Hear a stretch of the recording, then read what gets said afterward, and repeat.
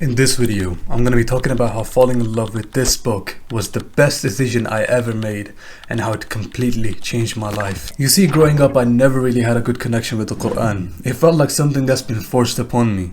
I didn't even understand it, so I was like, why then am I trying so hard to memorize it? You know, I used to spend days memorizing a single line from the Qur'an. It was just so hard to wrap my head around the Arabic. The only reason I used to recite it was because I had somewhat of an okay voice, so it felt kind of nice to do so, but my heart was just not in it. The Mus'haf, it felt like a chore. It didn't feel like a friend to me at all. But then something happened about a year and a half ago that changed everything for me. You see, I always used to see myself as someone special. I always used to have these big dreams and aspirations for myself that I'm gonna grow up to become this powerful, rich man, this and that. But then as I moved on into my late teens, life humbled me. I saw setback after setback, failure after failure. And then I started to fear that I might never become the person that I dream of becoming. And so I thought to myself, maybe I won't succeed in this dunya, but I cannot settle for average in the hereafter. That's where we're gonna live forever. And someone asked me, how did it go from someone that's addicted to music and is living in a degenerating lifestyle? How did it go from that to a student of the Qur'an? And I really do believe that this is the answer. The pursuit of a beautiful place in the hereafter, at least. That got me thinking, okay, what can I do to get a good place in the hereafter? What can I do to become part of the Muqarrabun?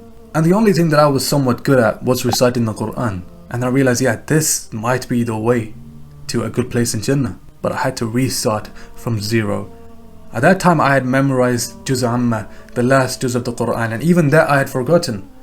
So I had to start all over again. But my mindset was, do it or die trying. Because in Islam, if you make the intention of becoming a hafiz but you die midway through, you're counted as a hafiz even if you're memorizing one verse every single day. And so that's what I did. I started with a few small surahs every day, a few minutes every day. The progress I made was fueled by consistency, not hype. And so slowly but surely, I memorized the Juz Amma once again. I revised it. Then I went on to Surah Mulk, which was kind of easy for me because of the amount of times I've heard it. And then came Surah Qalam, which I believe was genuinely the hardest surah that I memorized ever at that time.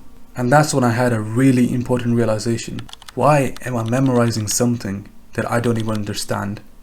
Like, what is Allah saying here? I'm just memorizing Arabic. What's being said here? And so Surah Al-Haqqah, that's when I had my first tafsir session. I opened Tafsir ibn Kathir and I just read through it. I read through the meaning of Surah Al-Haqqah and I broke down into tears. This is what Allah has been talking about this entire time, and I've been neglecting it. And after that I just never stopped memorizing with the meaning, because it makes it so much easier to memorize the Arabic. If you know what Allah is talking about in this ayah and then the next ayah, it all makes a logical connection, and so it's so much easier to memorize the whole surah. Because then you think to yourself, okay, this is what Allah talks about in this surah and that is what He talks about in that surah. Not only that, the amount of barakah I saw in my life because of the Qur'an. You know, at that time I had my A-level exams coming up. And like I said before, I was addicted to the music. I would not study without listening to music. I thought to myself, why not replace some of the music with the Qur'an?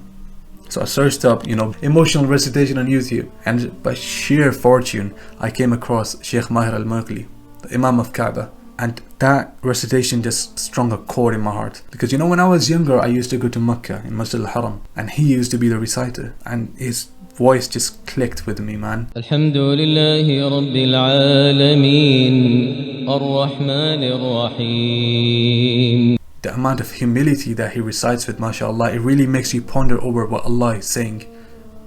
And that is what a real beautiful recitation is. That the reciter has khushu', he has fear of Allah. And I do believe that the reason I got good A-level results, I got A's and A stars, was because I was developing in connection with the Qur'an at that time. Now I want to talk about why this matters. Like, why learn the Qur'an? Why read it every single day? Why commit to it? Well, let's have a look at this analogy. Let's say you create a brand new car and you're the only person that knows how it runs, what fuel it runs on, and how to properly use it. And then you also know what are some things that are going to degrade its quality. And so you create an instruction manual for your consumers. Well, guess what? Allah has created us. He knows what's best for us. He knows how we can live the best life. And He has sent down this book, Hudal Linnas, a guidance, the ultimate guidance for human beings. فَأَيْنَ تَذْهَبُونَ? Then where are you running? You know, Allah subhanahu wa ta'ala says in Surah Taha, Bismillahir Rahmanir Rahim, وَمَنْ أَعْرَضَ عَنْ ذِكْرِي فَإِنَّ لَهُ مَعِيشَةً ضَنْكًا وَنَحْشُرُهُ يَوْمَ الْقِيَامَةِ أَعْمَى. And whoever turns away from my remembrance will indeed live a miserable life, and we will raise them on the day of resurrection blind. So straight away that tells you what to do and what not to do in order to live a happy, fulfilling life. And that is to stay connected to Allah, to zikr of Allah. And this is one of the best forms of zikr, reciting the Qur'an, learning the Qur'an. My anxiety turned into peace. I knew that as long as I have this Qur'an anchoring me in life, anxiety turned into peace. I knew that as long as I have the Qur'an in my daily life, no matter what happens, I'll be okay. I had more khushu in salah because I knew what Allah is talking about now. You know, don't wait for the right time. Now is the right time to start developing a connection with the Qur'an. You know, start with one page today. Even if it's not one page, start with one line. Read one line of the Qur'an today and leave a comment down below that you've done it. Let's fall in love with Kalam Allah together. Assalamu alaikum.